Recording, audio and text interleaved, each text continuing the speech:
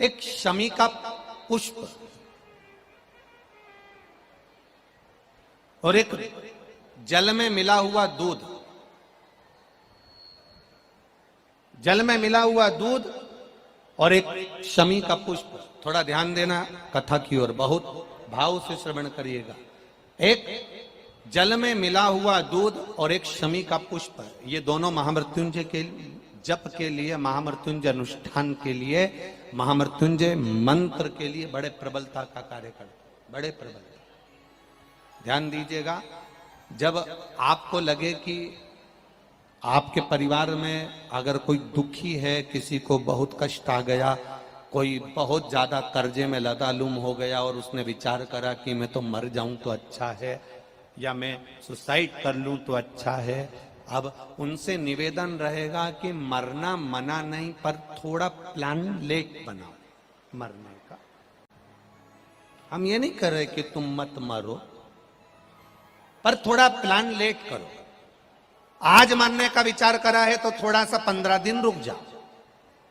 फिर विचार करना 15 दिन बाद, 20 दिन बाद कि मरूं कि नहीं मरूं। पर एक कार्य जरूर कर कर देखना, रुद्राक्ष की माला से महामृत्युंजय मंत्र का जाप शंकर जी के मंदिर के सम्मुख में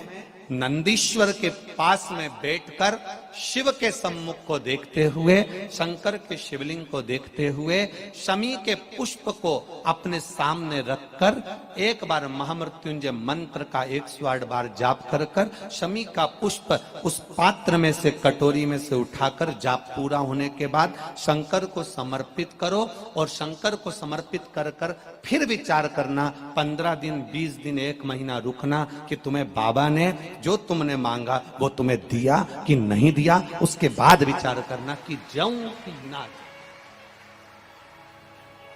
मरो मरो सब कोई कहे, मर के देखे कोई, मरो तो ऐसा मरो कि फिर संसार सागर में जन्म ना होई। बार बार मरोगे फिर जन्मोगे, फिर मरोगे फिर जन्मोगे, फिर मरोगे फिर जन्मोगे। ऐसा मरण और जन्म से पीछा कैसे छूट जाए, उसका क्रम धारण करना है। आ गया टेंशन, ऐसा कोई संसार में नहीं जन्मा जिसके मस्तक पर टेंशन नहीं आया, कोई चिंता नहीं आई, कोई चिंता सम्मुख में नहीं पहुंची, ऐसा कोई जन्मा ही नहीं।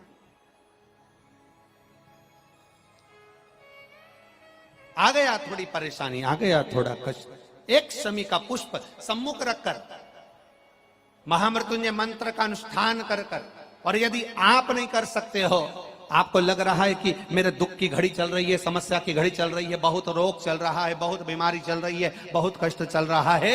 उस समय पर आप अगर नहीं कर सकते हो तो जो आपके प्रिय, आपके स्नेही, आपसे मिलने वाले जो ब्राह्मण देवता, जो भू देवता हो, उनके चरणों में जाकर नमन कर कर, प्रार्थना कर कर, उनसे विनय कर कर कह सकते हो, महाराज जी बहुत टेंशन का जीवन चल रहा है, बहुत कष्टमय जिंदगी चल रही है, आप कृपा करो मेरे लिए एक बार महामृत्युंजय का अनुष्ठान शमी का पुष्प रख कर कर दीजिए। बाबा ब्राह्मण देवता, मुझे विश्वास है कि मेरा भोलेनाथ मेरा हाथ पकड़ लेगा और मुझे इस भवसागर से पार उतार देगा। एक शमी के पुष्प में वो बल होता है, एक शमी के पुष्प में वो भाव होता है, एक शमी के पुष्प में वो आनंद होता है कि महामृत्युंजय के अनुष्ठान का, महामृत्युंजय मंत्र के बल का एक आनंद सुख हमें तुरंत प्रदान कर दे, तुरंत दे। जैसे बेलपत्री के मध्य भाग, थोड़ा ध्यान दीजिएगा, ये बेलपत्र है और इस बेलपत्र के 2 पत्ती और ये 3 पत्ती का जहां पर मिलन हुआ है, फिर अच्छे से देख लीजिए, बेलपत्र, बेलपत्र की 2 पत्तियां, ये 3 पत्तियों का जहां बीच में मिलन हुआ है, उस 3 पत्ती के मिलन की जगह पर, केवल मिलन वाले स्थान पर चंदन लगाकर अगर हम 108 बार महामृत्युंजय मंत्र का स्मरण कर कर देवाधिदेव महादेव को समर्पित करते हैं तो मनवांछित फल की कामना हमारी तुरंत पूर्ण हो जाती है। वो महामृत्युंजय मंत्र मल्ला ने करा क्या, इतने सालों से मल्ला धन लूट रहा है, इतने सालों से मल्ला आने जाने वालों को लूट रहा है, इतने सालों से मल्ला धन एकत्रित कर रहा है। उस मल्ला ने आज अलग से क्या करा? उस मल्ला ने अलग से यह करा कि शंकर भगवान की जो स्तुति करी, महामृत्युंजय मंत्र का स्मरण करा, और महामृत्युंजय मंत्र का जब अनुष्ठान करना मल्ला ने प्रारंभ करा, जल और दूध मल्ला जब शिव जी को समर्पित करने लगा, भूलवश मल्ला के पास में आज पत्तों में मिलकर शमी का पुष्प आ गया और शमी का पुष्प समर्पित किया। अभी हम अंदर जहां पूजन कर रहे थे, कई जगह पर स्टेज पर पूजन हो जाती है, कई जगह जहां हम रुकते हैं वहां पूजन हो जाती है, कई जगह स्टेज के पीछे पूजन हो जाती है। तो जहां अभी हम पूजन